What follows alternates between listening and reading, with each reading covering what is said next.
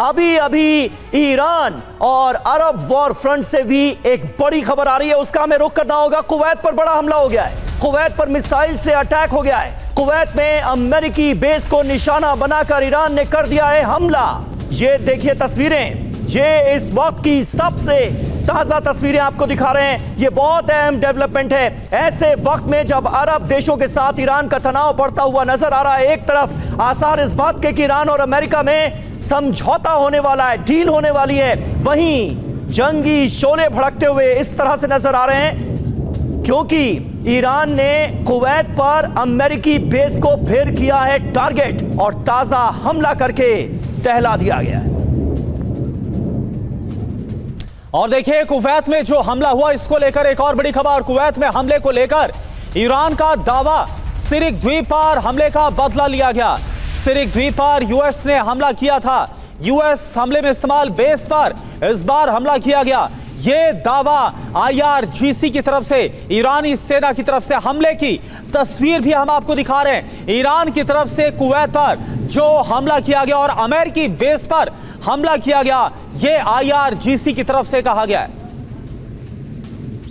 जी हाँ, तो देखिए ईरान की तरफ से एक्सेप्टेंस आ गई है। ईरान ने मान लिया है कि यह हमला उसी की तरफ से किया गया। ईरान ने कुवैत को फिर बनाया निशाना। हमलों के बीच यूएस सेंट्रल कमांड का दावा, शनिवार रविवार को ईरान पर हमले किए, ईरानी रडार ठिकानों पर हमले किए, ड्रोन ठिकानों पर भी सटीक हमले हुए। यानी दोनों तरफ से हमलों की बात को एक्सेप्ट किया गया है, स्वीकार किया गया है। एक तरफ अमेरिकी सेंट्रल कमांड भी मान रहा है कि ड्रोन ठिकानों पर, ईरान के ड्रोन ठिकानों पर उसकी तरफ से हमले किए गए, और दूसरी तरफ ईरान ने अमेरिका के इन हमलों के जवाब में कुवैत को बनाया है निशाना। तो ये कैसा सीज फायर है? इसी पहले सवाल के साथ मैं मेहमानों का रुख करूंगा। दत्ता सर, किस तरह से आप देखते हैं जब दोनों देश एक दूसरे के ऊपर हमले कर ही रहे हैं, तो फिर सीज फायर क्या सिर्फ नाम का है?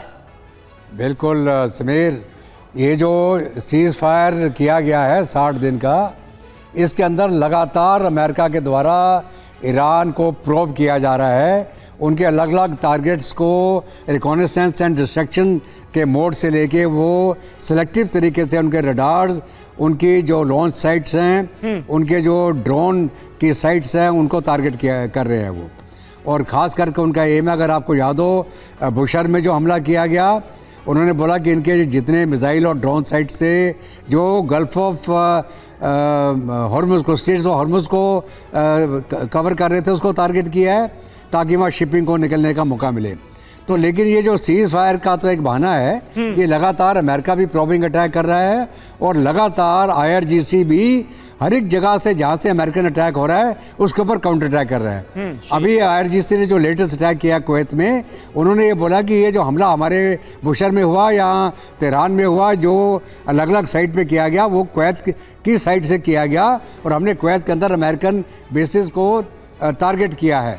तो ये जो पूरा प्रचलन चल रहा है, सीज फायर के अंदर ही ये अलग अलग प्रोबिंग अटैक कर रहे हैं एक दूसरे की क्षमता को टेस्ट करने के लिए, क्योंकि जो पर्शियन गल्फ है, जिसको हम फारस की खाड़ी बोलते हैं, और जो हॉर्मुज़ का स्ट्रेट है वो ईरान के पूरे कब्जे में है। वो हर एक शिप के साथ अभी वसूली कर रहा है, वहाँ पे टोल लगाया। और वीके दत्ता सर, जिस तरह से अमेरिका का हमला और उसके बाद ईरान की तरफ से जवाबी हमला किया गया, इस हमले से एक तरह से आईआरजीसी ने बताने की कोशिश भी की है कि किसी भी सैन्य कार्रवाई से ईरान डरने वाला नहीं है।